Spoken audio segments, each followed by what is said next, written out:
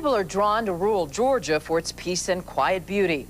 What follows is a story about a group of people who came to do our own thing. But because we kept getting slapped in the face with cult this, cult that, cult that. Spaceship come in here and I could get away with him. With them on it. You see it out there?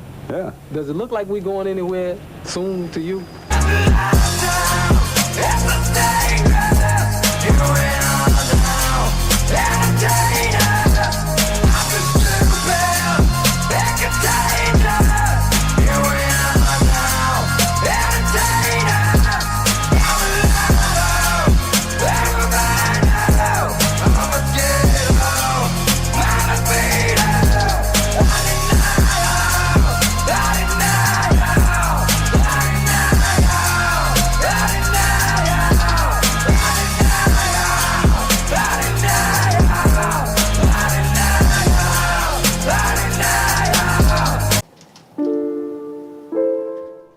Malachi York is everything you think a cult leader would be. He's a con man, he's a pimp with many different names and many different aliases. He saw himself as a proclaimed prophet. York had spent much of his life preaching and writing on a diverse range of topics, including religion, history, and science fiction. In 1992, he moved all of his followers from New York to rural Eatonton, Georgia. There's rats in there, so what's wrong with rats? They might bite you, then don't get bit. There's no heat, so there's too much heat, so I subjected y'all to everything that you can go through to make you ready to stand whatever comes against us. Because I don't need, can I speak here? I don't need the bitching men.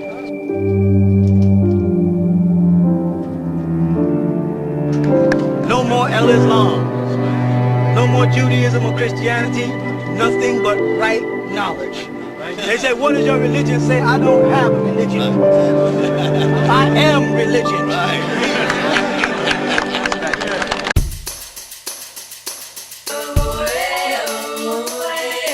Part of our way of life, you know, they taught us sex before they taught us everything.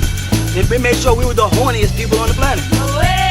Older men, more mature families, that can be had. You know, polygamy.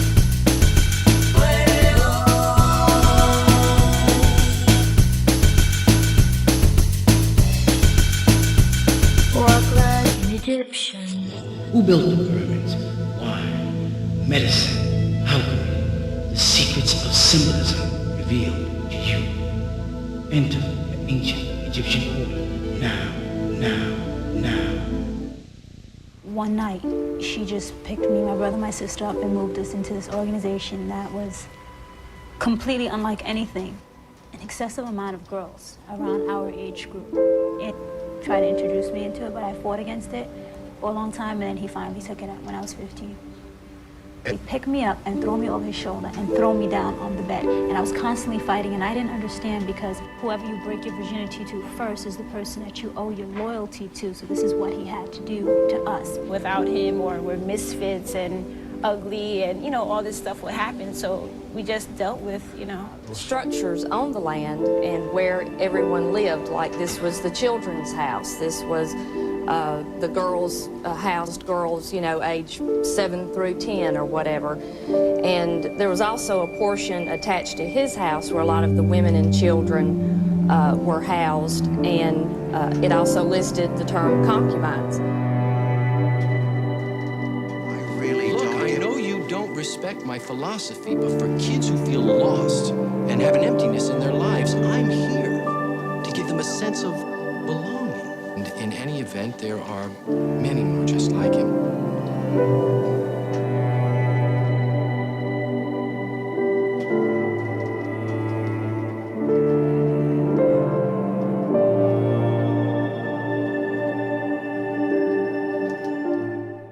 Despite the appearance of the Tamarack compound, there were numerous reports of abuse and mistreatment. Members of the community were subjected to physical and emotional abuse, and there are allegations of child molestation and other forms of abuse. Well, this would still be going on today, would it not? Yes. I mean, how could you have stopped it? Yes, you couldn't, and it was difficult to stop even then. It was very difficult.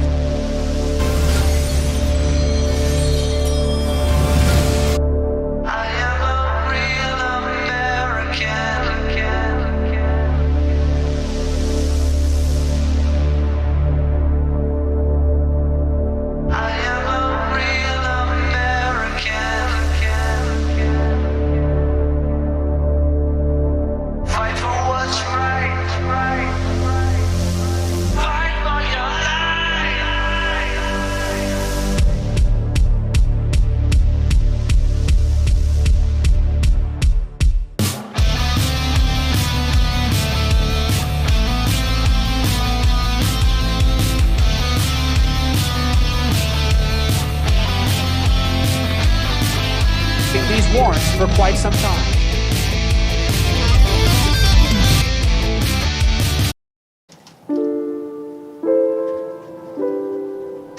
In 2002, York was arrested on charges of child molestation, racketeering, and other crimes related to his leadership of the Nuwaubian Nation of Moors. He was eventually convicted and sentenced to 135 years in federal prison. The case against him was one of the largest child molestation cases in Georgia's history and remains one of the most high-profile cases of child abuse within a religious cult within the whole United States. At the end of the Malachi York story, we're left with more questions than answers. The true nature of his teachings, the extent of his followers' devotion, and the depth of his influence may never be fully understood. But one thing is certain, the power of belief can be both a blessing and a curse, and in the end, it's up to each of us to decide where we draw the line between faith and fantasy.